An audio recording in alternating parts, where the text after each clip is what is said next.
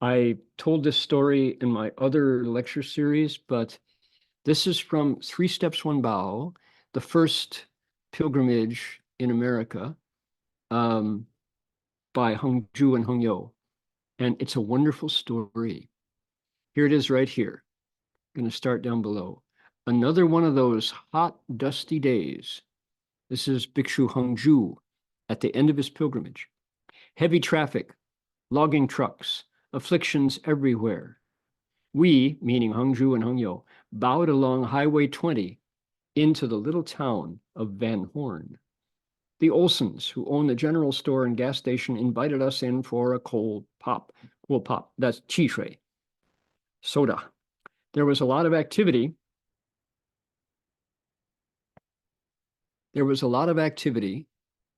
Around the place. They'd been hearing about us for months. Kids and dogs were milling around everywhere. At one point, I noticed an old man, short, bearded, and bespectacled, wandering around outside the station.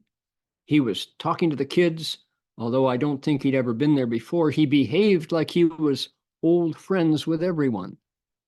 He had a white truck with a homemade trailer behind it and two dogs that he was trying to give away.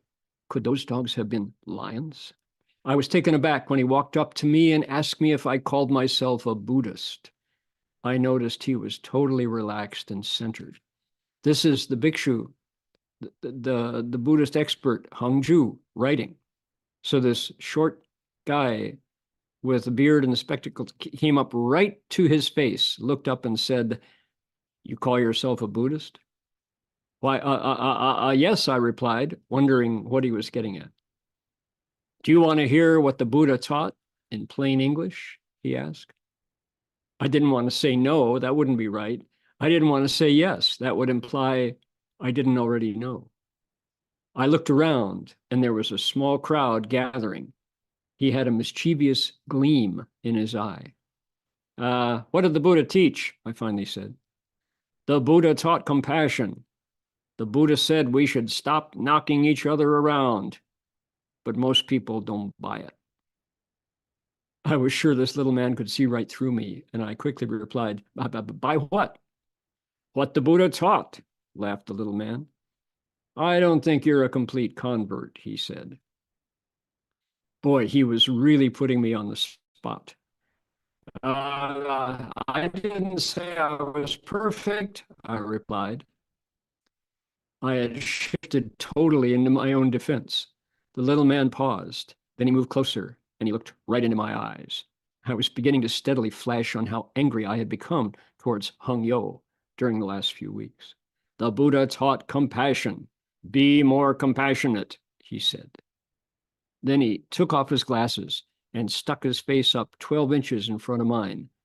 I'm not your enemy. I'm your friend. How many people do you know who would talk to you like this? By this time, I was completely overwhelmed, not to mention embarrassed. I'd never seen this guy before, yet he had zeroed right in on my number as if I was transparent. All the people were looking at me.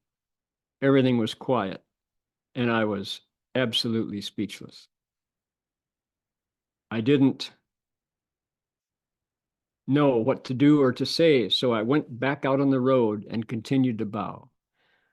Only afterwards did I begin to realize how miraculous an encounter it was. Just as the master had often done, this man was talking right through my false front, directly to my attachments. As I bowed along, I began to feel a sense of shame that I hadn't felt in a long time. I really had been mean to Hung Yo in many, many ways. Most of the time, it was very indirect and subtle. Nevertheless, it was always very irritating. I felt terrible about it. I recall the verse the master once wrote, truly recognize your own faults. Don't discuss faults of others. Others' faults are just our own. Being one with everyone is called great compassion.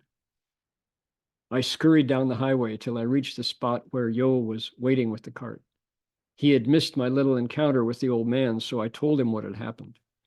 We sat down and mixed up some lemonade powder with some fresh Skagit River water.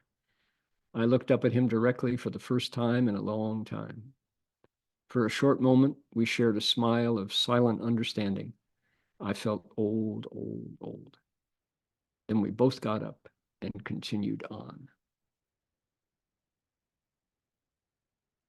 Now, there's another part to this story that goes on that isn't recorded in the journal, which is a day or two down the road, they had occasion to call back to San Francisco. And of course, Hongzhu's Chinese was not good enough to have a detailed conversation with the master. So Heng Yo was the translator. And Hongzhu described this encounter with this strange man in the store. And Shifu said, "Did you bow to him?" And Hongzhu said, "Who, Shifu?" Shifu said, "Manjushri Bodhisattva! You missed your chance," he said. Hongzhu was like, "Oh no, Shifu, if only he'd come back, I could bow to him."阿弥陀佛。的时候啊，是由这10种的祥瑞，从妙吉祥。那么这个菩萨呀，已经不是菩萨，是什么呢？是佛了。在过去世啊，他叫成佛，叫龙种上尊王佛啊。那么过去世他成佛了，现在成没成佛？现在已经成佛了。现在成佛叫什么呢？叫欢喜藏牟尼宝济佛，在北方世界，北方的欢喜世界。现在文殊师利菩萨是牟尼宝济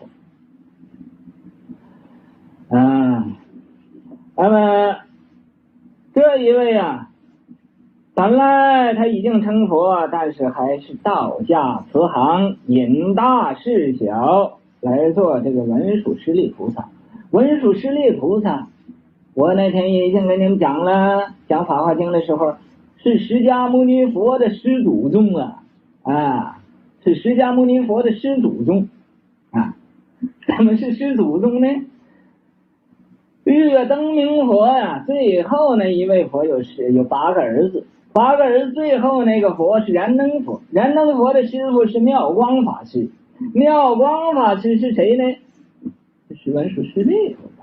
文殊师利菩萨是是燃灯佛的师父，那么释迦牟尼佛呢是燃灯佛的徒弟，燃灯佛给他授记，所以今生做佛。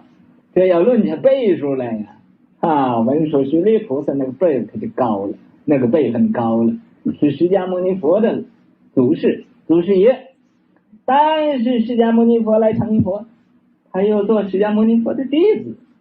你看这菩萨的境界是一点像都没有一点像都没有，没有大大小小高高下下的，没有这种的分别。所以呀讲个金刚经跟你常讲，是法平等，没有高下我们现在那么这2位比丘已经把这个天意给挽回了，